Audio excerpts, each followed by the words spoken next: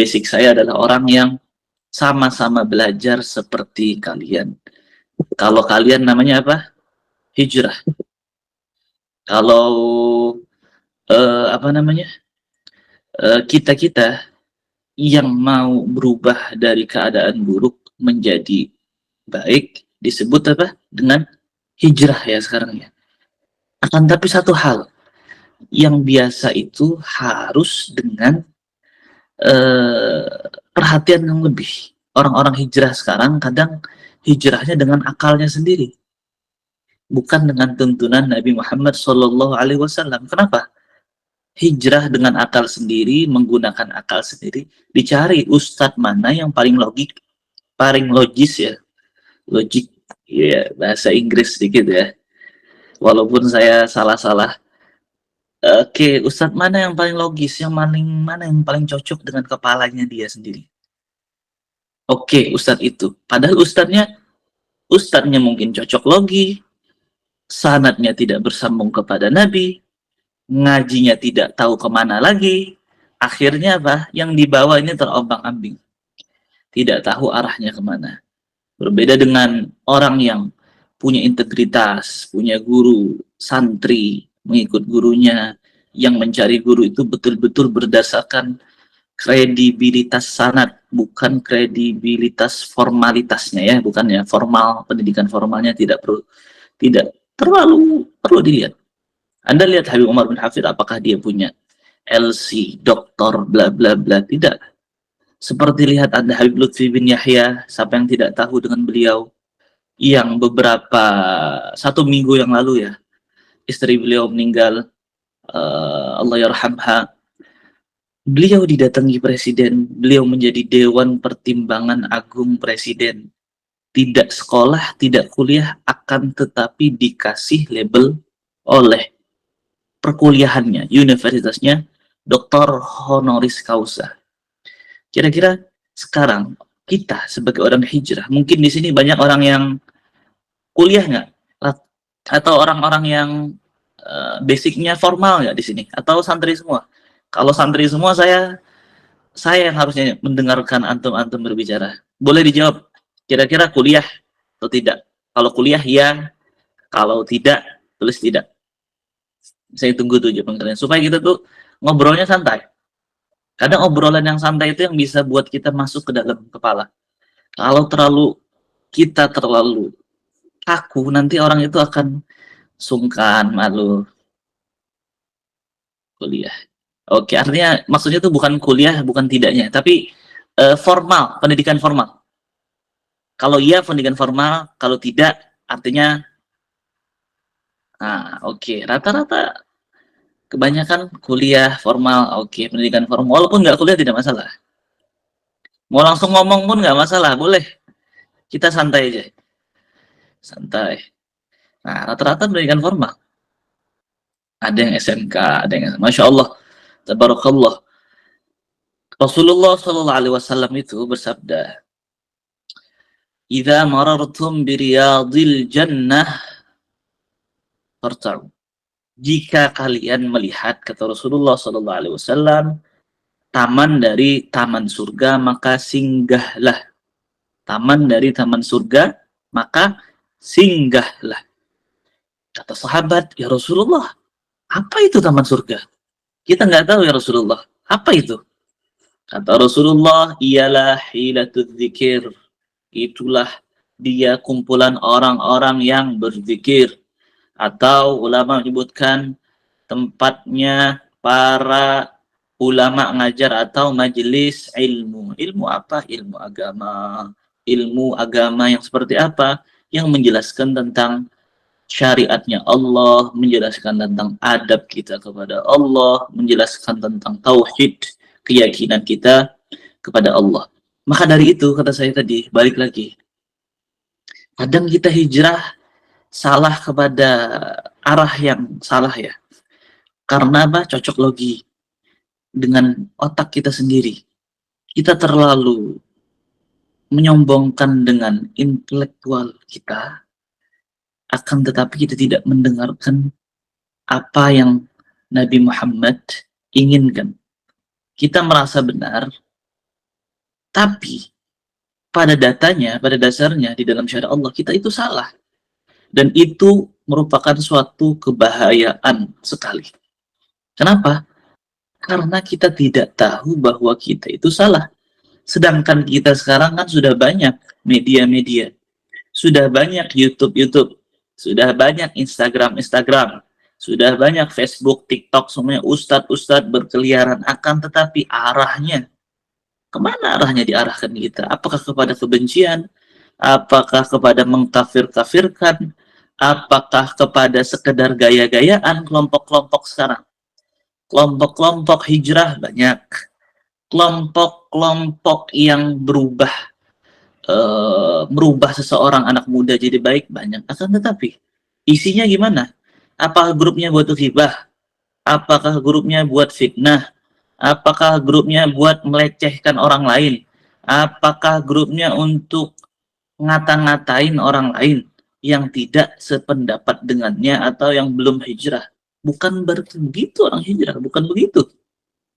Orang yang hijrah dari tempat yang tidak baik kepada tempat yang baik. Rasulullah dari Madinah kepada Mekah. Abah guru sekumpul. Tadi ada yang bilang orang Martapura. Dari keraton menuju sekumpul. Karena beliau apa? Mengikut Rasulullah dan atas perintah gurunya. Semua mereka rata-rata punya guru seperti itu. Dan menjadi pembahasan ulama sebenarnya. Kadang kita melihat teman kita ya, yang intelektual, yang akademisi, rata-rata kuliah semua formal, dan mereka kaburnya kepada suatu golongan yang tidak akan saya sebut di sini namanya, yang senang ngafir-ngafirkan orang, senang nyalahkan orang, senang bikin orang itu dibid'ah-bid'ahkan semuanya. Kata salah seorang syekh, sungguh godaan syaitan itu berbagai macam. Berbagai macam. Suara saya masih ini enggak terdengar oke enggak? Karena tulisannya no internetnya saya. Masih terdengar jelas, Ustadz. Oke, kalau putus-putus kasih tahu ya. Godaan syaitan itu berbagai macam. Di level kalian saat ini hijrah, godaannya, ih itu ada orang yang belum hijrah, hina sekali itu orang, masih pakai rok mini, masih pakai jilbabnya tidak dipakai, kemudian ada yang masih pacaran mungkin. Level kita, syaitan menggoda jadi itu supaya ngomongin orang lain, ngata-ngatain orang lain supaya jijik dengan orang itu. Padahal kita pun, level kita pun, godaan kita pun banyak sekali masih. Sampai akhir hayat kita akan selalu apa? Selalu untuk proses membenahi diri kita masing-masing, gak akan habis. Maka dari itu kata Syekh tadi, godaan syaitan itu macam-macam. Syaitan itu pinter. Syaitan itu, iblis itu tempatnya dia di mana? Di surga awalnya. Kemudian dikeluarkan. Dia itu pinter nggak? Pinter. Ibadahnya luar biasa dulu. Cuman satu doang kalahnya dia. Sombong. Kenapa sombong? Padahal kalau kalian pikir-pikir kira-kira api sama tanah, lebih mulia mana api sama tanah? Kira-kira kalian gitu. Bisa dijawab. Bisa ngomong langsung, potong, atau pakai on cam, bebas dengan saya. Atau langsung komen. Logis nggak kira-kira kalau iblis itu ngomong, saya lebih mulia dari Adam. Api dengan tanah. Masuk akal nggak? Api itu kan keren gitu loh. Apakah masuk akal atau tidak? Tulis saja kalau masuk akal. Kalau tidak, ditulis juga. Sambil saya minum nunggu komentar kalian.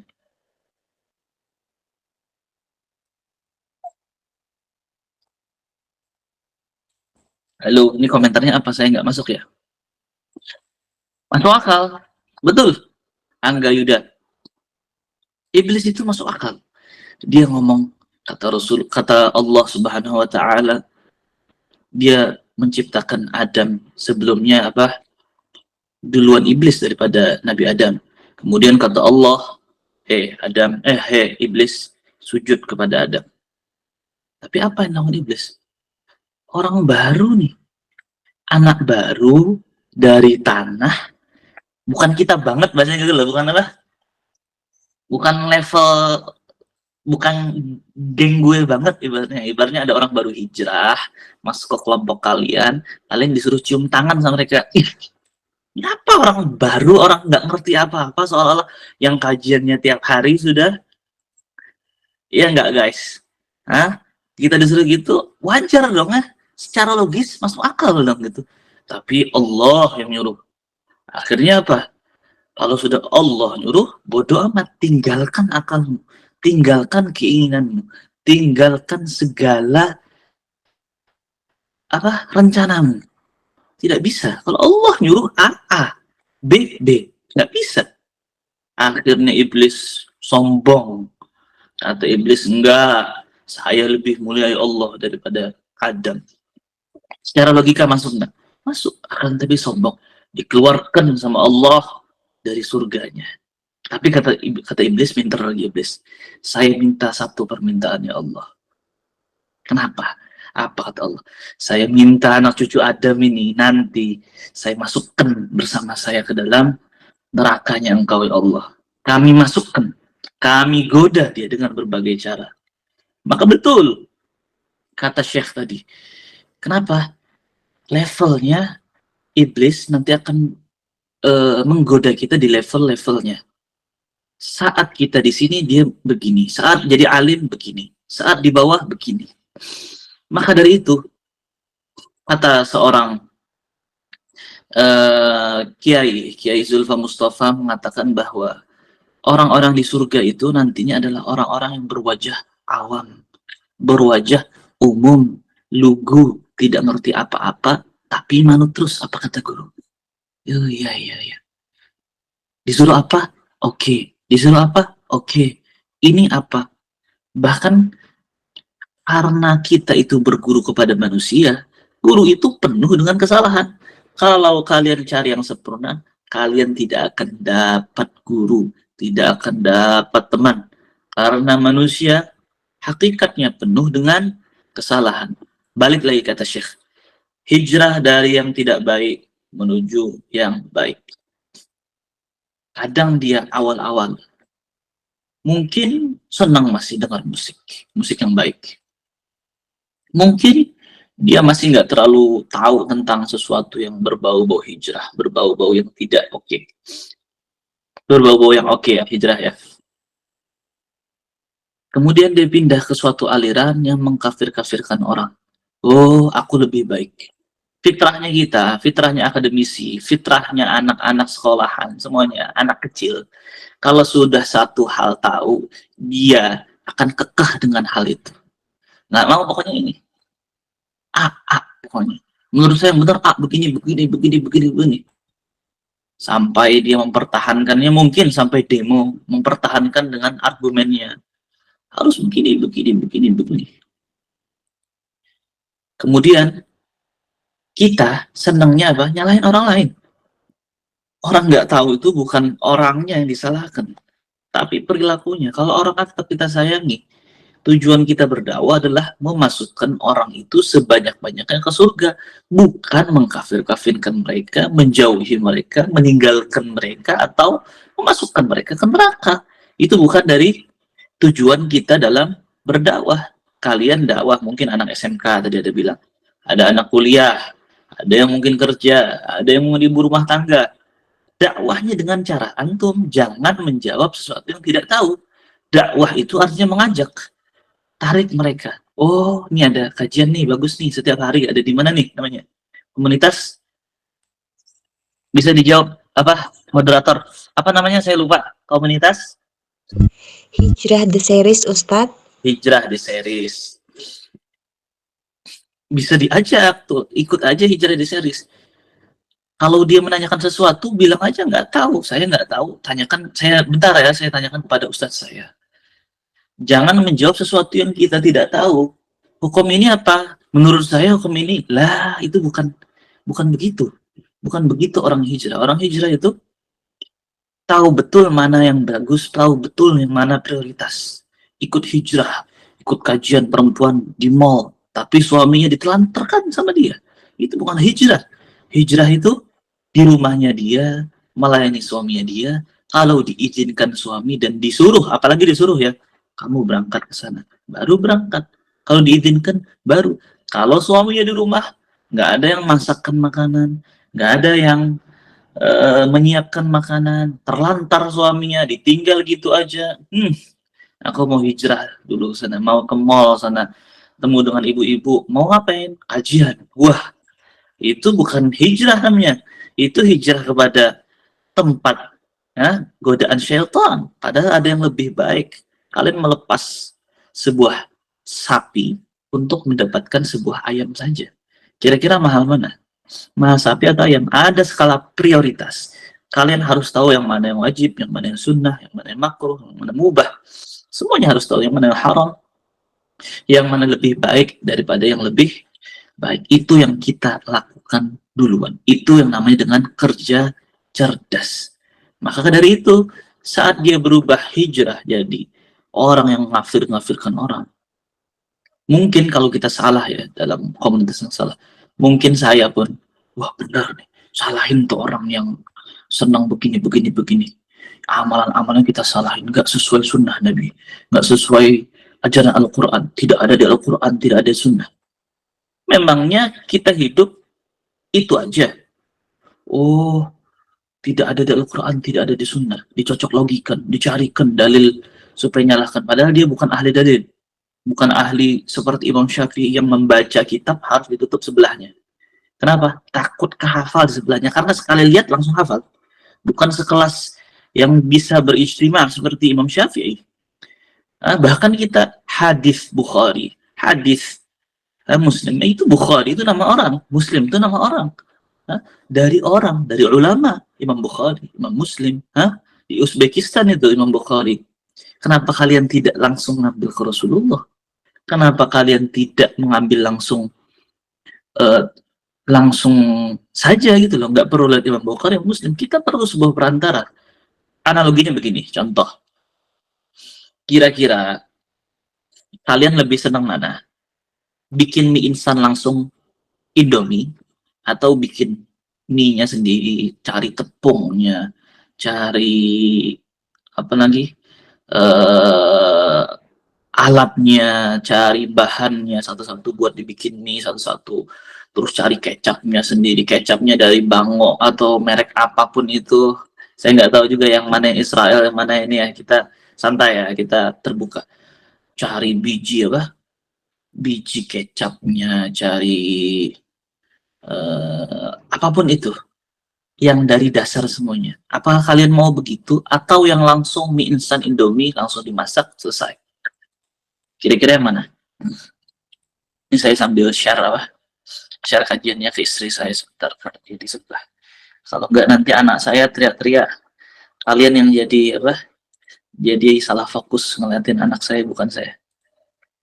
Ya istri saya nonton, saya kirim. Ya iyalah langsung mie instannya ya. Karena apa? Tinggal rebus, kemudian kita tunggu sampai rebusannya selesai, kemudian kita kecapnya, bumbunya kita buka, taruh, kemudian langsung ditaruh di mie-nya, kita aduk, tinggal dilep, dimakan. Begitu pula dengan ulama-ulama itu sudah membuatkan cara instannya menuju Allah, cara instannya menuju Rasulullah. Cara Imam Syafi'i ada, cara Imam Ahmad bin Hanbal ada, cara Imam Hanafi ada, caranya juga Imam Malik ada. Semuanya itu sudah mengolahkan, sudah survei mereka itu, sudah melakukan sebuah karya tulis ilmiah, melakukan sebuah penelitian mereka itu. Orang haid berapa hari, Imam Syafi'i itu ditanya satu-satu. Akhirnya apa? Kita sudah makan produk instannya, tinggal dimakan. Nggak susah kita. Imam Syafi'i capek cari ininya, cara sholat bagaimana, bla bla bla, cara hadisnya, cari dari Qurannya. Kita tuh tinggal ngikut, masih banyak tanya gitu. Sudah ada yang instan, sudah ada yang enak, dan banyak sudah testimoninya. Kalau bahasa sekarang kan testimoni ya. Sudah banyak testimoninya. Masih aja kita nanya, Apa dalilnya? Apa ininya? Berapa banyak ulama-ulama kita contoh abahnya Habib Syekh. Abahnya Habib Syekh Maulidan. Abahnya Habib Syekh itu tahlilan. Abahnya Habib Syekh itu memiliki akidah Ahlus Sunnah wal Jamaah Al-Asy'ariyah. Ba'alawi, ya. Meninggalnya apa? Saat sholat Jumat di rakaat terakhir lagi sujud. Setahu saya nggak pernah mendengar orang yang meninggal seindah itu. Jadi imam, sholat Jumat, sujud terakhir. Hari Jumat lagi. Disaksikan banyak orang. Saat sebelum meninggal, tahu mau meninggal. Jadi ada parfum bekas dikasih Habib, anaknya Habib Syekh. Dianukan ke batinnya, dan agak banyak kan parfumnya. Mungkin setengahnya dari parfum. Kenapa kata istrinya? Iya nih, katanya mau balik. Mau apa? Mau hari raya kalau nggak salah ngomong. Mau hari raya. Walhasil kemudian apa? Ternyata beliau saat mau ngimami sholat, cari dulu muridnya beliau. Si Anu mana katanya? Si Fulan mana? Suruh di belakangku. Mana? Maju depan. Sini. Jadi sebelum sholat nyarikan dulu, maju ke depan. Saat sudah beliau penggantinya di belakang, baru beliau melanjutkan memulai sholat Jumatnya. Ternyata apa? Saat sujud nggak gerak-gerak. Oh, meninggal. Yang belakang memberanikan diri untuk menjadi imam, karena imamnya sudah nggak ada respon, nggak ada apa sama sekali. Kemudian ternyata meninggal di dalam sholat Jumat, sujud terakhir pada hari Jumat. Kalian tahu kan bahwa kata Rasulullah, orang-orang meninggal hari Jumat itu orang-orang yang Masya Allah itu. Ya, orang-orang yang sudah dapat ciri-ciri orang masuk surga itu begitu. Testimoni itu satu daripada sekian banyak testimoni. Kakeknya saya, Kiai Haji Anang Sya'rani Arif Asy'ari Aswaja Ahlus Sunnah wal Jamaah, yang begini-begini, pengikut habaib, ya, Kiai ahli hadis wal mufassir. Beliau itu akidahnya Asy'ari untuk tauhidnya. Fikihnya Syafi'i. Nggak mau sok-sokan hafal ribuan hadis, tapi nggak mau sok-sokan ngambil bikin satu madhab lagi, atau yang itu salah, yang ini yang benar. Tidak. Meninggalnya apa? Bukakan seluruh pintu, bukakan seluruh jendela. Kenapa? Pendatang para penjemput-penjemputku sudah datang, kata beliau. Kemudian sambil dipanggilkan ini semua, disuruh panggilkan ke rumah, suruh ngaji. Bahkan saat ngajinya sebelum meninggal itu, kamu salah bacanya. Ada pengganti, karena beliau pemimpin pondok pesantren, salah satu pondok pesantren terbesar di Kalimantan Selatan, Darussalam. Maka beliau panggil, kamu yang menggantikan kalau aku meninggal nanti ini, katanya. Begitu. Datang orangnya, kemudian dikasih wasiat. Saat baca Yasin selesai, menjelang sholat subuh, yang diulang-ulang beliau apa? Karena beliau al-hadis, man qala fi akhiri kalamihi la ilaha illallah dakhalal jannah.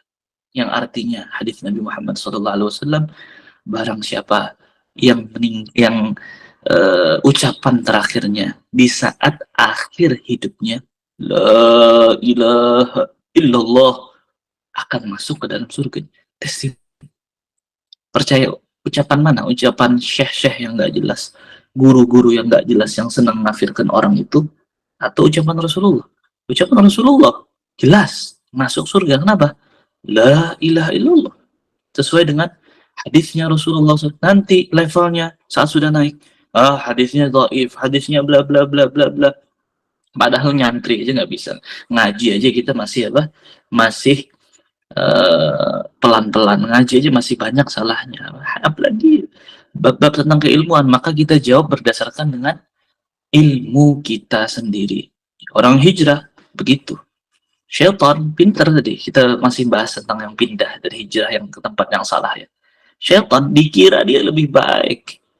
Dia kira lebih baik dia itu pindah ke suatu aliran atau ke suatu tempat, tapi mengajarkan kebencian, merasa lebih hebat dari orang lain, mengkafirkan orang lain. Atau aku merasa, aku lebih baik. Aku sekarang, aku kok nggak nggak levelku banget sih itu, hina banget begitu loh. Dia tuh hina banget. Ah, jangan-jangan kamu dipindahkan itu bukannya Islam, bukannya kamu hijrah. Hijrah itu apa?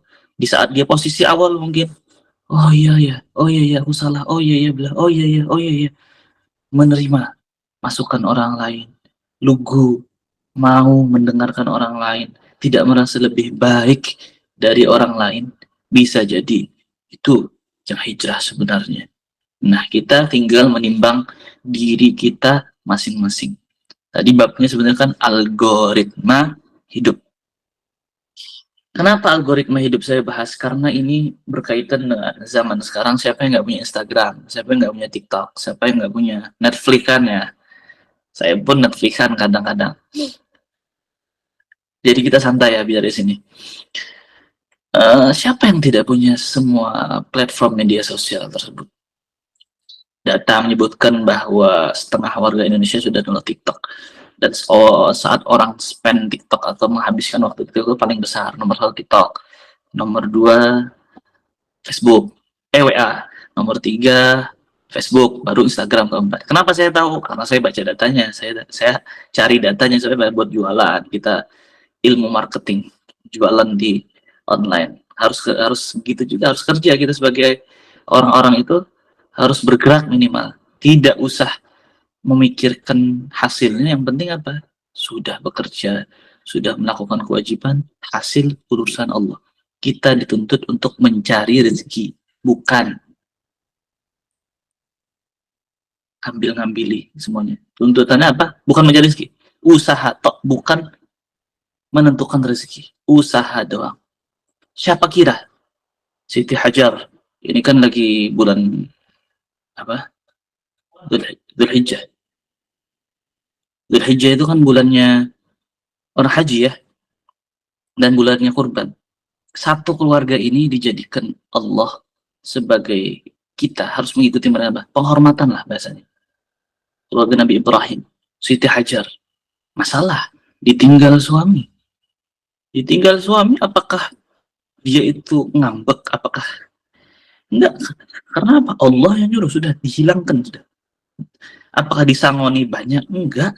Dan tidak dikasih tahu berapa harinya, enggak ruwet. Karena Allah yang nyuruh. Kalau Allah nyuruh ya kalau Allah nyuruh sholat ya sholat. Kalau Allah nyuruh jangan sombong ya jangan sombong. Sudah. Jangan banyak ngeyel gitu loh. Siti Hajar, anaknya Nabi Ismail, nangis. Kehausan. Sedangkan beliau mau cari air dari Bukit Sofa ke Bukit Marwah. Masalahnya di mana? Nabi Ismail. Nabi Ismail yang lagi anak kecil, lagi mungkin ada yang punya anak yang nangis kehausan. Siti Hajar jalan 7 kali. Kali aja ada orang di sana. Usaha, kerja. Dari Sofa, Marwah, Sofa, Marwah, Sofa, Marwah. Nggak ada. Sofa, 7 kali. Ternyata akar masalahnya Nabi Ismail, Allah keluarkan solusinya di jari jemari penyebab masalahnya tersebut. Makanya jangan berharap dari usaha kita sendiri. Logik enggak kira-kira? Kalau lari-lari tiba-tiba keluar di air tangan, nggak logis. Logis nggak kira-kira Siti Maryam yang menggoyangkan pohon tiba-tiba solusinya tidak terubah? Beda. Makanya kita kerja, kita usaha di bidang itu betul. Cuman menerima rezeki Allah dari segala sisi. Bisa jadi anak yang lucu, anak yang sehat, orang tua yang panjang umur, sehat, hati yang bersih. Jangan kira pengusaha-pengusaha itu punya hatinya dia mungkin hati yang bahagia gitu. Jangan kira jadi presiden, anaknya presiden, bahagia. Bisa jadi hatinya penuh dengan ya Allah, ini gimana, merasa kurang uangnya, merasa gak bahagia, ini gimana, hatinya merasa dihantui sesuatu, belum lagi pertanggungjawaban kita semua di akhirat. Jangan kira kita yang makan sama keluarga aja itu merupakan sebuah rezeki yang luar biasa. Keluarga masih ada dan mereka masih mau duduk sama kita, itu merupakan sebuah rezeki dari Allah melihat orang tua kita sehat, melihat istri kita baik. Nah, itu merupakan suatu rezeki yang luar biasa. Kata Allah, kata orang Jawa, mangan orang mangan, yang penting ngumpul. Makan nggak makan, yang penting kumpul. Karena itu apa? Rezeki yang luar biasa. Belum tentu pejabat-pejabat bisa kumpul bersama keluarganya. Belum tentu. Orang-orang itu punya hati yang bahagia, setenang antum saat datang ke pengajian, setenang antum saat nonton apa nih Google Meet ya ikut kajian, setenang antum. Banyak utangnya bukan 10 juta, 20 juta, 800 juta, bukan begitu, bukan sekecil itu. Utangnya mereka triliunan, utang mereka miliaran. Gimana itu pikiran? Ditinggal mati mungkin anak turunannya mungkin lanjutkan. Padahal kalau kita mau memilih untuk qanaah seadanya ya bisa gitu. Tapi ya namanya mereka mungkin juga punya misi yang lain. Contoh, mungkin mau diniatkan untuk agama ya. Oke, itu nggak masalah ya. Tergantung balik lagi kepada niatnya masing-masing. Maka dari itu pasang niat yang betul kalau kita untuk hijrah. Karena Rasulullah SAW bersabda, "Innamal a'malu binniyat." Bahwasanya sesungguhnya amal itu akan dilihat berdasarkan niatnya, dan jangan pedulikan omongan orang lain selagi engkau sudah punya guru menyuruh ataupun kamu sudah mempunyai dalil yang Allah itu senang, Allah itu sudah ridha. Karena dari sekian banyak pilihan hijrah nanti kalian akan mendapati dengan banyak pilihan. Balik lagi ke algoritma tadi, kenapa algoritmanya orang hijrah, nanti kalian akan ketemu dengan orang-orang hijrah terus. Kalau kalian mumet utang, ngomongnya ke sini, saya itu punya utang bla bla bla. Saya itu punya utang bla bla. Utang bla bla. Dia nanti saya tuh utangnya begini. Kalau saya begini, saya begini. Akhirnya kamu akan apa? Dihantui dengan utang. Nanti ketemu orangnya ada yang utang. Enggak ketemu ada yang ngobrol utang. Algoritma. Kalian nyadar nggak kalau kalian buka Instagram, buka Habib Umar misalnya, kalian like, kalian share, nanti yang keluar Habib Umar terus di akun Instagram kalian. Itu namanya algoritma, suatu sistem.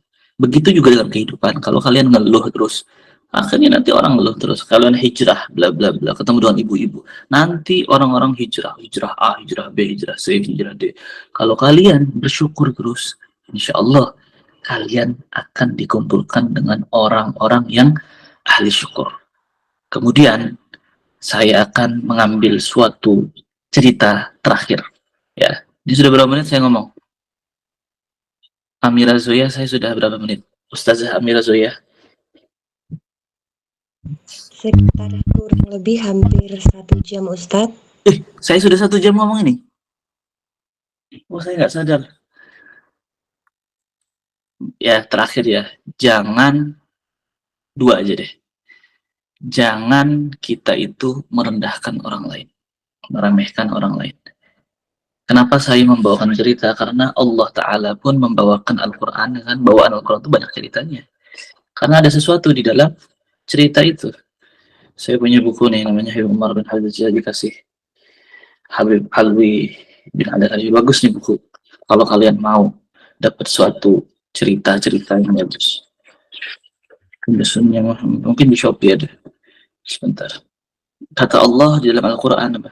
Laqad kana fi qasasihim ibratul liulil albab.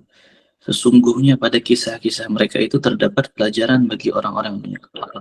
Makanya kalau kita dengar cerita Habib Umar, cerita manakibnya, cerita-cerita kehidupannya orang saleh, cerita-cerita wali-wali Allah, cerita-cerita orang yang mungkin sudah meninggal di luar sana, misalnya di hijrah dan husnul khatimah ya. Kita kan kadang semakin semakin kecas lagi. Nah, begitu. Karena ini metodenya Allah dalam ngasih tahu Nabi Muhammad, ngasih tahu kita semua melalui Al-Quran, gitu. Sebentar saya buka. Bahwa ada suatu cerita kata Habib Umar bin Habib, seorang yang sholatnya itu selalu di masjid, ahli tahajud, disiplin dia tahajud. Sebelum subuh sudah ke masjid dia untuk melakukan tahajud.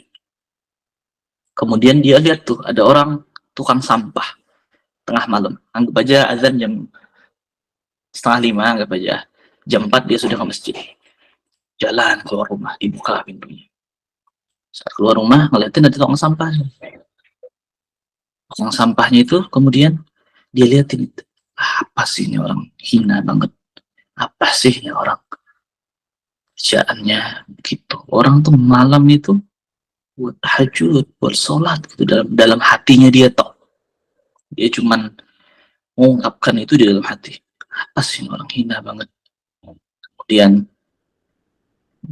langsung dipandang oleh tukang sampahnya. Kamu ngomong apa dalam hati kamu? Aku begini-begini tidak meninggalkan ibadah batin ya aku. Betul kelihatannya akhirnya nggak dilakukan. Cuman ternyata apa? Tukang sampahnya itu wali min auliillah. Katanya pemuda tadi kan ngomongnya gini dalam hati. Alhamdulillah saya keluar malam hari ini untuk ibadah. Bukan seperti dia. Orang yang angkat kotoran. Katanya si tukang sampah, Fulan, perbaiki dirimu itu. Meski kelihatannya aku nih ngangkat kotoran, namun aku telah memperbaiki diriku dan aku telah memperbaiki hubunganku dengan Allah. Kau lihat kerjaanku begini, terus kamu rendahin aku. Hati-hati sama dirimu. Ternyata dia adalah wali min awliyaillah as-salihin. Hatinya bersih, hatinya amalan batinnya sudah, hatinya itu loh yang luar biasa. Astagfirullah, ternyata katanya orang ini mengetahui ucapan buruk yang terlintas dalam hatiku, kata dia. Padahal saya tidak mengetahui kadar seorang insya Allah. Padahal dia adalah kelihatannya hanya orang awam, nggak nyangka dia itu adalah wali Allah hingga dia minta maaf atas kesalahannya. Maka dari itu katanya bahwa hati-hati dengan kita yang saat ini hijrah gitu loh. Mungkin kita tahajud, rajin sholat sunnah dan lain-lain, akan tapi ibadah batin hati ini yang lebih utama. Kata Imam Ghazali di dalam kitabnya Ayyuhal Walad, kalau aku dimatikan besok, kata Imam Ghazali, maka aku tidak akan belajar tentang fikih, tidak akan belajar tentang ilmu-ilmu syariat yang lain. Yang pengen aku perbaiki adalah hubungan hatiku dengan Allah. Gimana caranya aku memandang Allah itu dengan pandangan yang baik. Allah Maha Rahman, Allah Rahim, Allah. Orang itu baik semua. Orang itu, aku yang paling hina di dunia ini. Satu dunia, aku paling hina. Begitu yang diinginkan oleh Imam Ghazali sebelum meninggalnya. Kalau aku tahu, aku tuh mau meninggal. Karena ini yang paling utama. Makanya kalian kalau sudah melihat nanti orang yang ahli di dalam batin, dia nyantai aja, kemal ya, mungkin celanaan orang, mungkin nggak pecian, mungkin santai bajunya, tapi santai, tapi nggak merendahkan orang lain, santai. Mungkin kelihatannya berbaur dengan orang awam, mungkin kelihatannya di luaran sana kelihatannya tidak ada yang menghargai, padahal dia ahli, dia dikenal oleh ilahi Rabbi. Dia kelihatannya tidak punya ilmu, padahal di dalam dirinya penuh dengan pengamalan ilmu. Kalau kalian tahu ilmunya doang, tapi tidak mengamalkan, apa bedanya kalian dengan saluran TV CD? Apa bedanya kalian dengan Google? Google lebih alim dari kita. Ya nggak, sekarang lebih gampang kita untuk mendapatkan informasi kalau sekedar begitu doang. Maka dari itu, walaupun sedikit ilmunya, akan tetapi diamalkan, dan kalian harus tahu betul-betul ngaji dari dasar yang mana lebih utama, yang mana yang lebih harus kita kejar. Karena kita mungkin sebagai orang awam kan tidak tahu gitu loh. Kita tuh harus mencari tahu. Oh, ini ternyata yang lebih baik buat aku. Jangan belajar nahwu sorof lagi, sudah anak orang-orang awam jangan belajar lagi. Belajar itu yang wajib-wajib aja. Kerja cerdas. Akhirnya nanti di akhirat saat ditimbang banyak dibandingkan orang awam belajar baca kitab bla bla bla. Kenapa? Kamu tuh sudah orang awam, waktumu sudah nggak cukup lagi buat begitu. Iya, waktu kita buat sholat aja kadang, ya buat kehidupan kita ya kadang ya, wah banyak terbuangnya gitu loh. Apalagi buat hal-hal itu aja masih sunnah kan ibaratnya untuk belajar baca kitab, belajar nahwu shorof ya. Kalau kita sebagai orang awam belajar yang wajib-wajibnya saja tauhid, fikih, tasawuf. Itu yang wajib kita pelajari dan belajar hati itu. Karena apa katanya? Orang hebat itu tak pernah melirik amal ibadahnya, akan tapi rahmat Allah. Makanya dalam salah satu cerita tabi'in, Hamad ibn Salamah namanya. Saat mau meninggal ditanya temannya, dia mau meninggal sudah anggap aja di ICU lah. Saat dulu nggak ada ICU, sekarang mungkin ICU. Kata temannya gimana? Kata dia, saksikanlah. Kalau aku besok disuruh memilih untuk saat meninggal nanti dihakimi oleh siapa? Kiamat nanti dihakimi oleh abahku sendiri atau Allah, maka aku akan tetap memilih untuk dihakimi Allah, karena Allah itu Ar-Rahman Ar-Rahim, Allah itu maha penyayang, Allah itu maha pengasih, Allah itu mengasihi hamba-hambanya jauh dari ayah ibumu sendiri. Ayah kita kalau kita salah mungkin ditutupi kesalahannya, kalau kita melakukan sebuah kesalahan besar tetap disayang-sayang, walaupun kita disalahkan tetap disayangi. Orang tua itu kalau salah kita, ya sudah dihadapi, datengin aja lagi, jangan kabur, jangan melawan, diam aja, cukup diam, datengin lagi, pasti dia akan luluh. Anak itu merupakan rezeki terbesar soalnya. Begitu, cuman 1% saja rahmatnya Allah, kata Imam, kasih sayangnya Allah yang dibagikan ke seluruh orang di dunia. Mungkin kita pernah melihat salah satu habib atau ulama atau kiai atau orang tua kita sendiri, kasih sayang terhadap kita luar biasa, terhadap orang luar biasa. Ketahuilah wahai ikhwan, ketahuilah teman-teman saya, sahabat-sahabat saya semua di sini, bahwa kasih sayangnya Allah jauh lebih tinggi. 99% masih di apa? Tempat Allah. Maka kalau melakukan salah, taubat lagi, salah, taubat lagi. Hatta 100 kali melakukan kesalahan, katanya Umar, taubat lagi. Kata Habib Munzir apa? Kalau sudah begitu, nanti dia akan bosan untuk melakukan maksiatnya, bukan taubatnya. Taubat terus, taubat. Kelihatannya taubat sambal. Bodoh amat apa kata manusia. Kata manusia, alah, mungkin kalau manusia begitu ya, kamu ya, udah ditendang sama manusia gitu. Kalau hubungan sama manusia, saya maaf, dilakuin maaf 100 kali sehari. Kalau Allah tidak. Setinggi gunung dosamu sedunia ini pengampunannya. Sebesar lautan, apa, buih di lautan. Dosamu lebih besar lagi, intinya. Pengampunan dari Allah. Maka orang hebat itu tak pernah melirik amal ibadahnya. Maka dari itu, sahabat saat mendengar hadis, anta ma'aman ahbabta, engkau bersama orang yang engkau cintai, kata Anas bin Malik. Ya Allah, baru kali ini dengar bahwa hadis yang seenak ini loh. Karena mereka merasa nggak punya amal. Sahabat loh. Anda tahu gimana sholat sunnahnya sahabat? Hah? Ngajinya sahabat. Berapa hatam dia sehari? Bahkan ada cerita sahabat tuh saat naik onta aja sudah berapa kali hatam dia. Karena keberkahan waktu yang Allah kasih. Tapi mereka tidak melirik amal ibadahnya. Berharap doa orang soleh. Humul gaum la yashqa bihim jalisuhum, kata Allah. Barang siapa yang duduk bersama mereka, nggak bakal disiksa sama sekali. Karena Allah tuh apa? Bahasanya gini loh, formalitas saja. Gimana caranya sih cara masukkan si hamba nih untuk masuk surga? Caranya gimana sih? Nih supaya anak ini masuk surga. Ada nggak amalnya? Cariin. Bahasa bahasa kasarnya ya, ibaratnya gimana caranya tuh kalau bisa masuk sini cepat gitu. Maka dari itu, begitulah ya, kalian harus memandang sesuatu dengan sesuatu yang besar. Al-madad ala qadaril mashhad.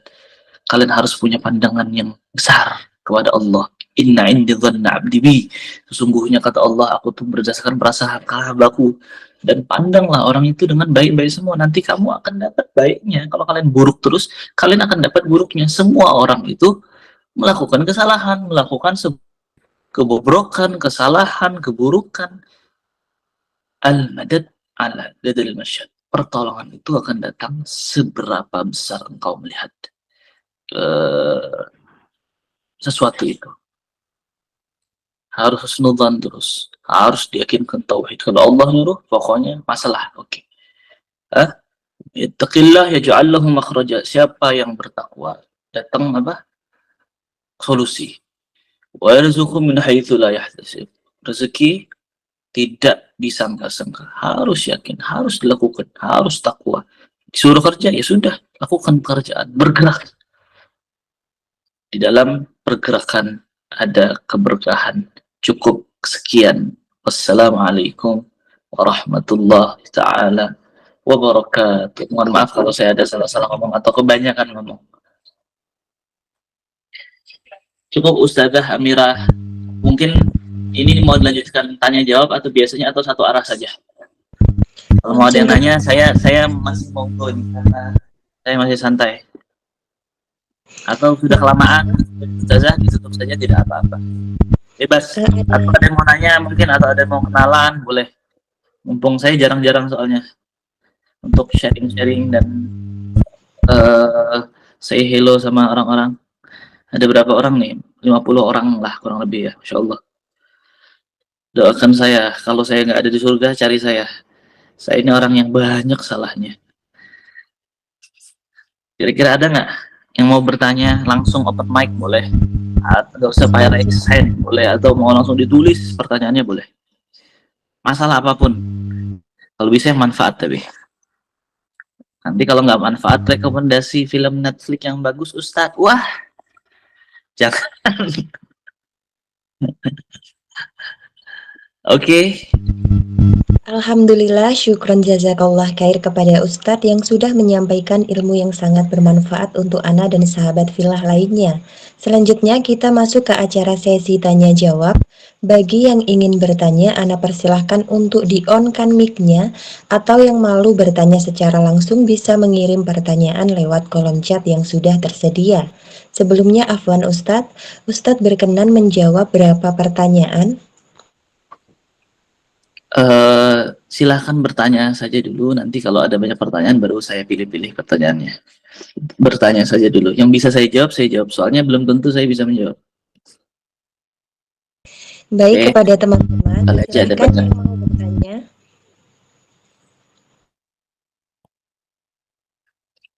Ya, ada. Ini saya bacakan atau bagaimana Ustadz? Saya baca sendiri saja. Assalamualaikum warahmatullahi wabarakatuh. Izin bertanya Ustaz, bagaimana cara agar aman, agar iman kita terjaga dari suatu maksiat?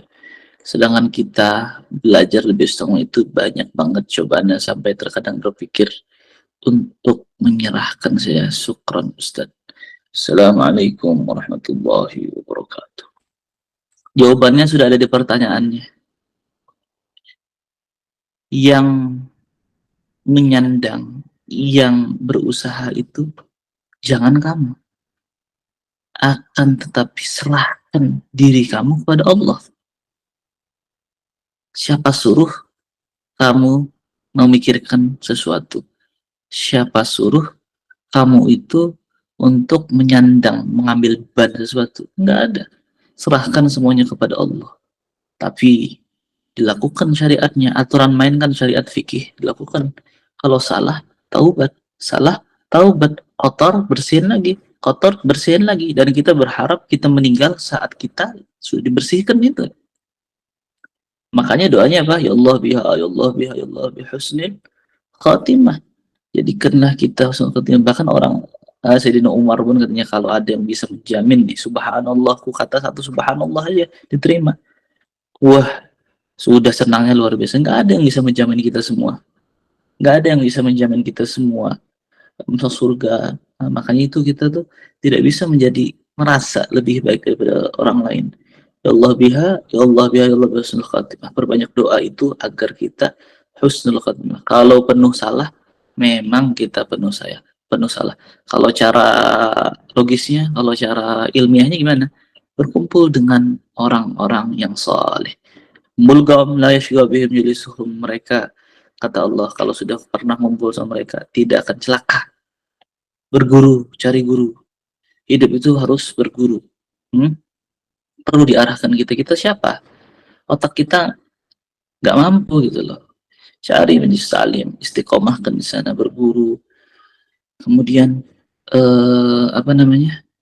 Kalau salah ya, kalau salah taubat lagi, salah taubat lagi, minta maaf lagi. Satu tapi ini ingat, kalau salah sama manusia, Anda punya dua, sebuah tanggung jawab. Satu tanggung jawab kepada Allah, satu tanggung jawab kepada manusianya. Jadi dihadapi. Kalau kalian punya utang ya ngomong, jangan tinggal aja orang yang ngomong, minta maaf, dihadapi. Mau dia marah, itu bukan urusan kamu. Ya memang tanggung jawab. Allah nyuruh tanggung jawab, ya sudah hadapi. Minta pertolongan sama Allah, minta solusi sama Allah. Nah, nanti akan ada aja dipermudah. Begitu. Tidak ada yang lepas dari suatu maksiat. Ya dibantu dengan apa, zikir, sholawat, semuanya. Satu lagi. Yang tidak punya guru, berbanyak sholawat. Nah, karena itu jalan selamat bagi orang-orang yang tidak punya guru gitu. Guru Zaini itu membaca sholawat sehari berapa kali, empat kali hatam apa ya, sholawat Dalailul Khairat. Kalau kalian tahu Dalailul Khairat itu tebalnya seberapa, itu Dalailul Khairat sebenarnya dibagi-bagi buat 7 hari, tapi dibaca sehari sampai 7 pasal itu, 7 bagian itu 4 kali. Wow, luar biasa, mereka diberi keberkahan waktu sama Allah. Kelihatannya 24 jam, ya tidur walaupun secukupnya. Tapi apa, diberi oleh Allah keberkahan waktu yang tidak bisa kita logiskan seperti itu. Semoga Allah beri kita keberkahan waktu dan Allah jaga kita supaya istiqomah semuanya. Allahumma ja'alna abidal ihsan la abidal imtihan, kata Habib Al-Habsyi. Ya Allah, jadikanlah kami itu hamba-hamba yang dapat baiknya aja, jangan diuji ya Allah, katanya. Karena kalau mau jadi baik itu pasti diuji. Kalau makamnya mau dinaikkan sama Allah, pasti diuji, penuh fitnah. Kata Abdullah Haddad, Rabbi fanfa'na bi barakatihim wahdina al-husna bi hurmatihim wa mitna fi tariqatihim wa mu'afatihim minal fitani. Itu jalan ringkas. Itu merupakan sebuah shortcut, apa ya namanya tuh kalau bahasa sekarang, tips untuk dapat sesuatu tuh enak-enak aja kan, kita pengen gitu. Ya Allah, kata Abdullah Haddad, berilah kami kemanfaatan ibaratihim, atas berkat orang-orang soleh, berkatnya para aulia, para anbiya, wahdinal husna bihormatin, dan tunjukkanlah kami kepada kebaikan atas dasar berkat mereka. Wahdinal husna bihormatin, sedangkan tingginya derajat mereka, kehormatan mereka. Wa amitna fi tariqatihim, dan matikanlah kami di dalam jalan mereka. Wa mu'afatin minal fitani, tapi Allah tanpa harus melalui yang fitnah-fitnah begitu. Insya Allah doanya itu doa yang shortcut, langsung menembus suatu mana tadi pertanyaannya lagi, biar saya baca lagi. Saya lama nggak pakai Google Meet call message. Cukup ya yang pertanyaan, cukup ini aja.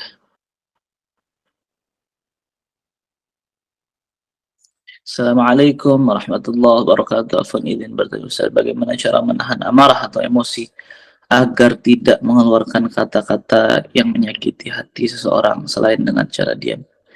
Syukran Ustaz. Kata Rasulullah SAW kan, kalau kita lagi marah, kalau berdiri maka duduk, kalau duduk maka, sebentar saya cek ya biar nggak salah sambil saya bahas tentang sisi ilmiahnya ya. Kalau kita gampang marahan, coba cek tekanan darahnya. Barangkali tekanan darah tinggi ya hipertensi.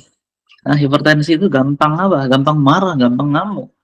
Dikasih obat, akhirnya jiwanya tenang, hatinya tenang, jantungnya nggak berdebar-debar. Tuh kalau secara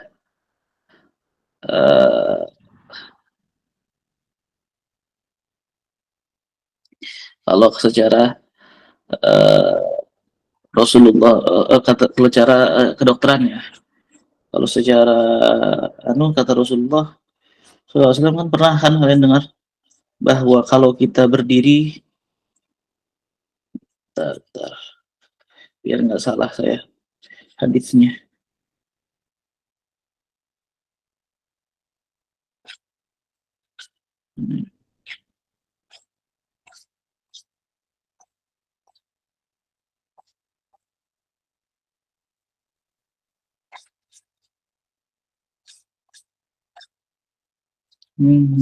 Saya bentar ya, saya buka hadisnya ya supaya valid betul kalian.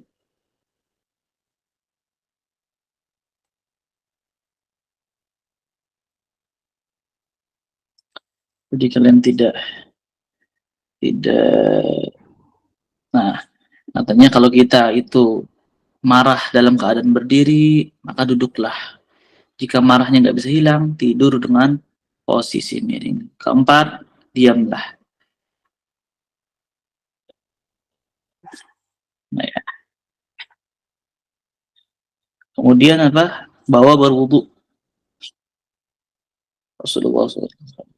Bentar. Nah,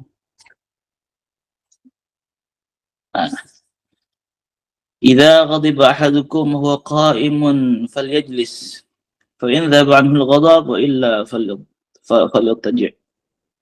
Apabila di antara kalian itu ada yang marah dalam keadaan berdiri, maka duduklah. Jika marah tidak bisa hilang, tidur dengan posisi miring. Yang keempat, diamlah. Kemudian Rasulullah bersabda, "Alamu yassiru wa la tusa'iru wa la tu'assiru." Mengajarlah kalian, berikan kemudian, jangan mempersulit masalah. Jika di antara kalian yang marah, maka diamlah. Jadi jangan diperbuat juga gitu loh. Ya udah, kalau sesuatu sudah terjadi, la yaktsuru hammuk ma qaddara yakun. Apa yang Allah telah tuliskan. Kita kan percaya bahwa ada takdir, ada qada dan qadar Allah. Kalau nggak percaya, patut dipertanyakan tuh. Geng hijrahnya benar nggak? Hah? Itu rukun iman. Maka dari itu, selain itu kan kata siapa? Cek tekanan darahnya. Orang tua kalian mungkin nggak marah, diobati. Itu suatu masalah. Hipertensi itu merupakan silent killer. Hah? Silent killer atau pembunuh yang diam gitu. Kadang kita ruwet juga sih dalam suatu masalah ya.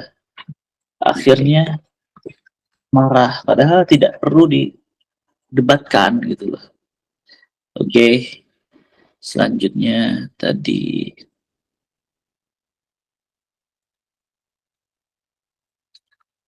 kalau mau nyumpahin ya, nyumpahinnya yang bagus-bagus. Semoga antum cepat bisa bayar hutangnya misalnya. Boleh, silakan kalau mau apa lift boleh. Amphitheater mau sambil tiduran juga boleh, mungkin ada sebagian yang sambil nonton sambil ketiduran, nggak apa-apa, yang penting tugas kita cuma menyampaikan yang merubah Allah. Kadang kita gitu kok, kita pun banyak salah sama Allah, jadi nyantai aja guys, tidak perlu tersinggung, tidak perlu marah.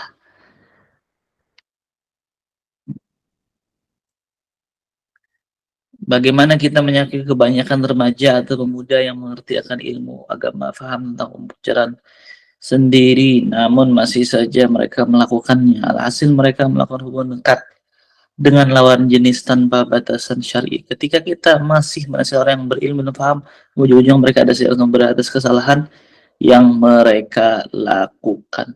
Saat kita sudah menyampaikan, bagus. Kata Rasulullah kan kalau nggak bisa merubah itu kita sampaikan, ya nggak? Kalau kita sampaikan nggak bisa, ya udah dalam hati aja kita. Takut dipukulin orangnya misalnya, dalam hati minimal kita mengingkari. Nah, itu selemah-lemahnya iman. Antum berarti sudah menyampaikan tugas antum tadi, sudah sesuai dengan yang saya awal tadi ngomong. Tugas kita hanya menyampaikan perkara yang merubah Allah. Perkara dia mau berdalih A, B, C, D, urusan dia. Tapi saya tahu nggak boleh salah. Kalau kita berdalih melakukan mencari pembenaran, nah kita hidup berdasarkan omongan agama itu bukan buat kita gitu, bukan buat didalilkan, dalil carikan buat sebagai pembenaran, itu bukan. Tapi tugas antum cukup menyampaikan. Kalau dia masih melakukan, ya udah, yang hati yang mesti ingkar. Hati ingkar itu maksudnya apa? Ya tetap baik sebenarnya, ahlan wa sahlan, apa kabar, kasih hadiah, masih masih nongkrong, masih nyantai, akan tapi benci dengan perbuatannya saja. Tidak ada hubungan perbuatan dengan orangnya. Nah, dulu ulama itu berdebat pendapat khilafiyah ya, perbedaan. Kita kan biasa berbeda, pilihan berbeda khilafiyah. Mungkin politik sekarang, dulu ilmu. Setelah itu makan bareng. Yang politik saat ini mungkin marah-marahan, ya, ada yang ngambek, ada yang berantem-berantem. Itu yang di atas sana, yang pemainnya nyantai makan bareng. Ada semuanya, itu ada timnya, ada apa? Santai aja kita hidup itu, santai saja. Begitu, tidak usah terlalu diperut. Makanya saya lebih senang, tadi kan saya dihubungi baru 2 jam sebelum kajian, saya nyantai. Kadang kita spontanitas itu membuat kita lebih barokah, karena kita tidak tahu nih bahwa Allah, oh ini ternyata lebih senang tuh apa? Allah yang menggerakkan gitu loh. Nggak ada rencana, tidak ada suatu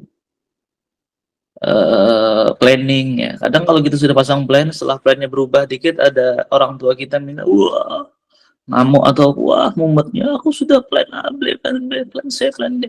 Santai aja. Layak suruh hamuk, ma quddir yakun. Tenang aja. Layak suruh hamuk, ma quddir yakun. Apa yang Allah sudah gariskan, takdirkan, pasti akan terjadi. Rezeki kucing tidak akan dimakan oleh mulutmu, pasti berkucing. Jadi sudah tidak usah menyalahkan orang lain, menyalahkan orang yang pacaran. Bisa jadi nanti dia lebih alim dari kita.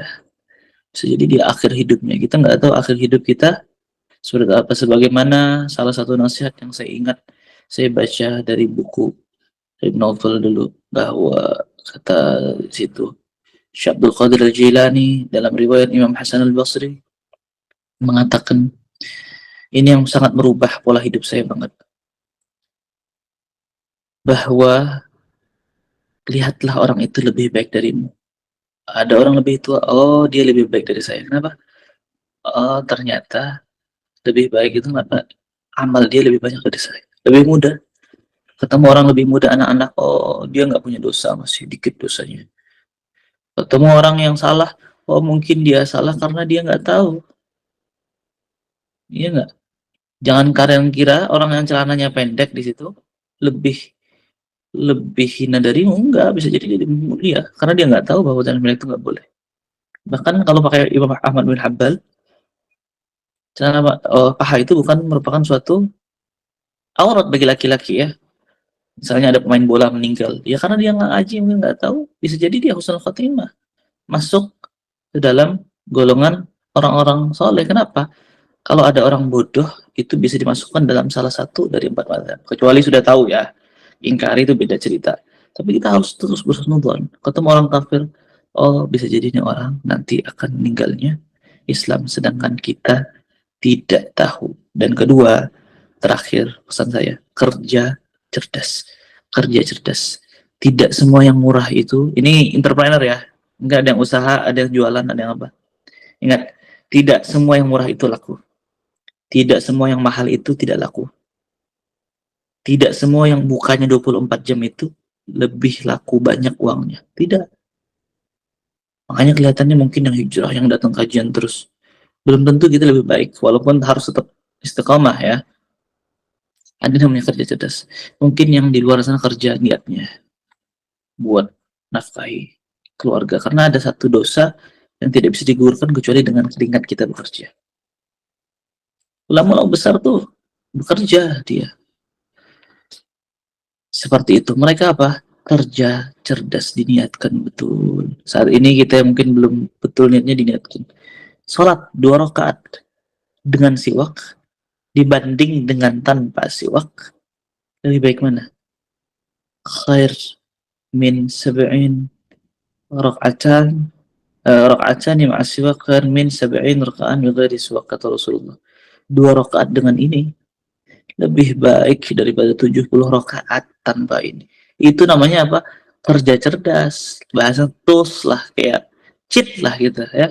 Mungkin kita kalah dengan mereka yang ngantri dan lain-lain, tapi kita tidak boleh kalah dengan, minimal kita pakai cheat semuanya, insya Allah semoga bisa dikumpulkan bersama mereka yang memang mau berkhidmah di agama, yang mau mengambil bagian dari agama. Kalau kita kan masih belajar, tidak apa-apa, hadir terus. Dan saran saya, belajar nanti di Ustazah Amira di sini nanti kalau bisa belajarnya pakai kitab yang dasar-dasar wajib aja begitu, tidak harus sekali-sekali sebulan sekali kajian motivasi kayak begini boleh, tapi yang eh, lebih utama itu pakai kitab, pakai kurikulum, misal belajar Risalatul Jami'ah, kita punya kumpulan tentang tauhid fikih, dan kitab kecil itu tauhid fikih dan apa namanya, tasawuf ya.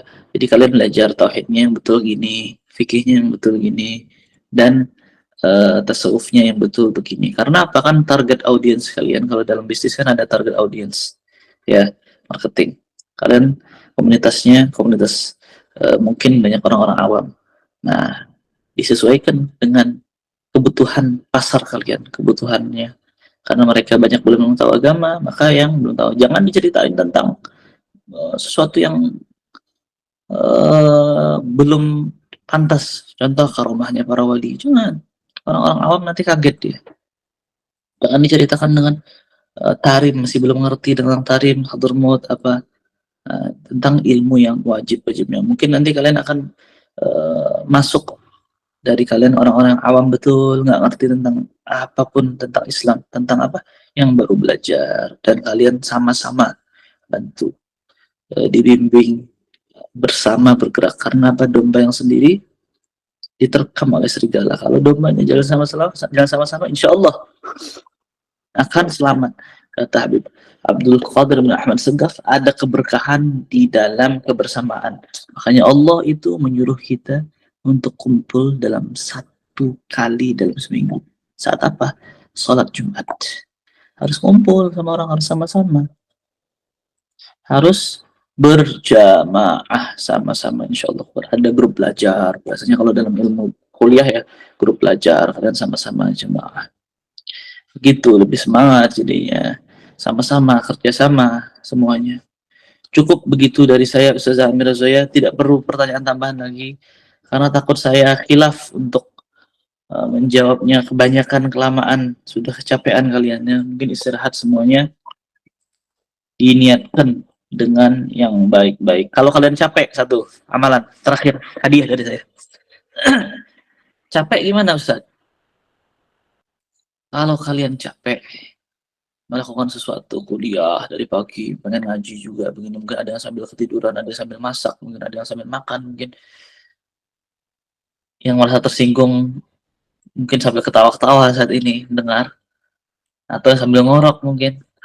Begini, kalau kita capek, kata Rasulullah SAW kepada anaknya Siti Fatimah saat meminta budak untuk dijadikan pembantu di rumahnya. Karena Siti Fatimah itu tangannya aja penuh dengan apa? Sudah terlalu kasar. Karena apa? Nganuin semuanya, bikin roti sendiri, bikin dulu makan roti, ngadon sendiri. Capeknya luar biasa. Saat Rasulullah bagi-bagi budak saat menang dalam peperangan, akhirnya wajar dong, kata Sayyidina Ali, minta sana satu pembantu, bahasanya gitu, ke ayah kamu.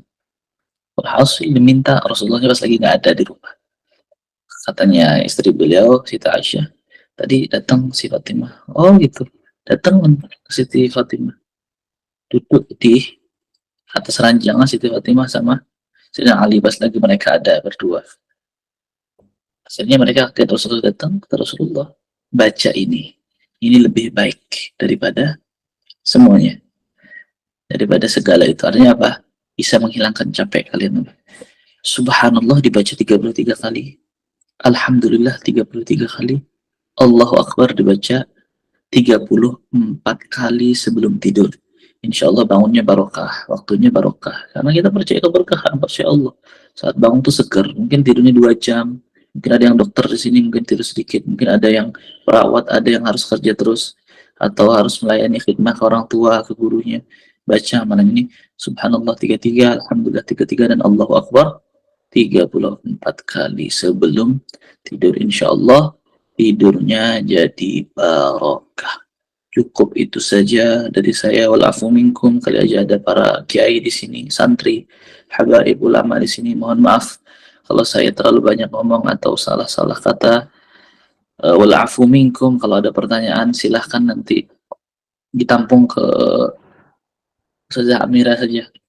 Walafu minkum. Wassalamualaikum warahmatullahi taala wabarakatuh. Masya Allah, tabarakallah, syukran jazakumullahu ahsanal jaza ya Ustadz atas semua jawabannya. Semoga apa yang disampaikan menjadi amal jariah untuk Ustadz dan keluarga.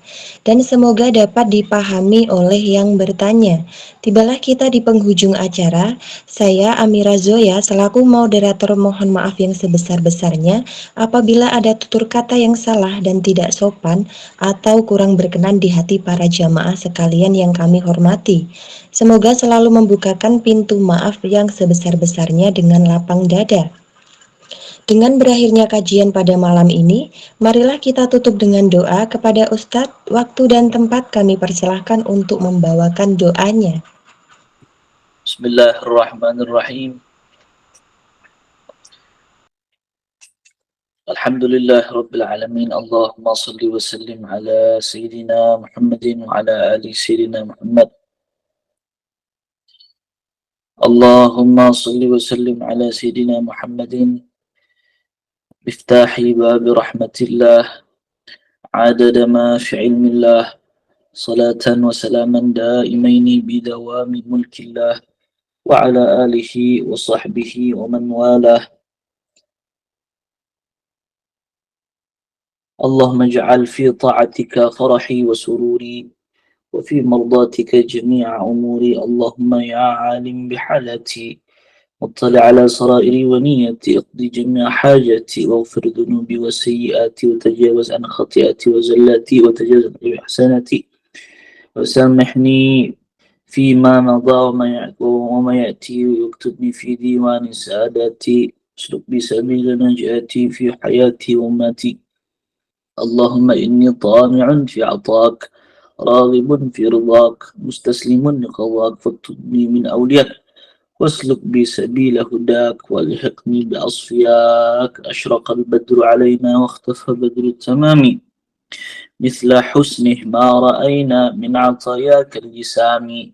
ربي فاجعل مجتمعنا غاية حسن الختام، واعطنا ما قد سألنا من عطاياك الجسام. واكرم الأرواح منا بلقاء خير الأنام، واكرم الأرواح منا بلقاء خير الأنام، وابلغ المختار عنا من صلاة وسلام. وصلى الله على سيدنا محمد وعلى آله وصحبه وسلم، والحمد لله رب العالمين.